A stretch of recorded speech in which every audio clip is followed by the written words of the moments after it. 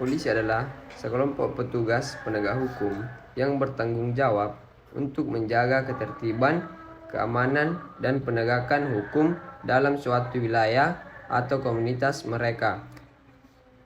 Mereka memiliki otoritas dan tanggung jawab untuk melindungi masyarakat, mencegah dan menangani kejahatan, serta memastikan bahwa hukum dan peraturan diterapkan dengan benar.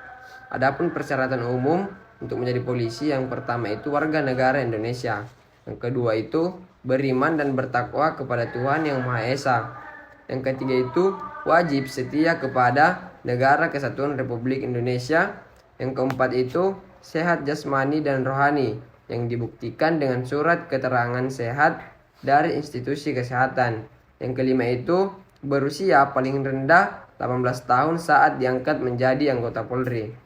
Kemudian yang keenam, berperilaku penuh wibawa, jujur, adil, berkelakuan tidak tercela dan tidak pernah dipidana dengan dibuktikan melalui surat keterangan catatan kepolisian atau SKCK. Kemudian syarat khusus Bintara PTU atau Polisi Tugas Umum. Berijazah sarjana sebagai berikut. Yang pertama, SMA atau madrasah dan bukan lulusan paket A, B atau C. Yang kedua, SMK, MAK, semua jurusan kecuali jurusan Tata Busana dan Tata Kecantikan. Yang ketiga, satuan pendidikan MUA adalah pada pondok pesantren dan pendidikan dinia formal. Yang keempat, program D1 sampai S1 dengan IPK minimal 2,75 dengan prodi yang telah terakreditasi. Kemudian syarat tinggi badan minimal, yang pertama untuk umum pria 165 cm, wanita 160 cm. Kedua, wilayah perbatasan Wiltas atau pulau-pulau kecil terluar PPKT atau pulau-pulau terpencil. Yang pria yaitu 163 cm. Kemudian wanita 158 cm. Yang ketiga, khusus ras Melanesia, Polda Papua dan Papua Barat. Untuk daerah pesisir, pria 163 cm, untuk wanita 158 cm. Dan untuk daerah pegunungan, pria 160 cm, wanita 155 cm. Kemudian fasilitas yang dimiliki oleh kepolisian dapat beragam, tergantung pada negara dan wilayahnya.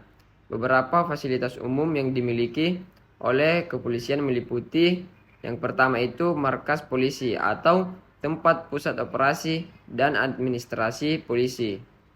Yang kedua, kantor polisi atau fasilitas lokal di berbagai daerah untuk melayani masyarakat dan menyelidiki kasus-kasus kejahatan. Yang ketiga, penjara atau sel tahanan, tempat untuk menahan tahanan sementara atau narapidana. Yang keempat, armada kendaraan atau kendaraan patroli, mobil polisi, sepeda motor, dan transportasi khusus lainnya. Yang kelima, peralatan penyelidikan atau alat-alat forensik dan peralatan penyelidikan kriminal. Yang keenam, komunikasi dan teknologi atau sistem komunikasi dan teknologi termasuk radio, komputer, dan kamera pengawas. Yang ketujuh, peralatan perlindungan, yaitu seperti seragam, senjata, dan peralatan pelindung seperti pelindung tubuh dan helm. Kemudian kedelapan, pusat panggilan darurat, yaitu tempat menerima panggilan darurat dari masyarakat. Kemudian yang kesembilan, fasilitas pelatihan, yaitu tempat pelatihan untuk personel polisi. Nah, sebagai seorang polisi bintara di Indonesia, Anda akan memiliki berbagai tugas dan tanggung jawab yang berperan dalam menjaga ketertiban dan keamanan masyarakat. Berikut adalah beberapa tugas umum yang dapat Anda lakukan. Yang pertama itu patroli, kedua penegakan hukum, yang ketiga pencegahan kejahatan, yang keempat penanganan kecelakaan lalu lintas, yang kelima penanganan keadaan darurat, yang keenam penyelidikan, yang ketujuh hubungan dengan masyarakat, yang kedelapan pelaporan, yang kesembilan pemberian kesaksian, yang kesepuluh pengaturan lalu lintas, Yang ke-11, kepatuhan terhadap hukum dan etika. Yang ke-12, pelatihan lanjutan. Kemudian yang terakhir ke-13, penegak hukum lainnya. Tugas-tugas ini dapat berubah tergantung pada kebijakan dan prioritas dari Kepolisian Republik Indonesia atau Polri, serta kondisi lokal di tempat Anda bertugas. Selain itu, seorang polisi bintara diharapkan untuk menjalankan tugasnya dengan integritas, profesionalisme, dan kepatuhan terhadap hukum serta etika yang berlaku. Baik, itulah yang dapat saya bawakan. Saya akhiri.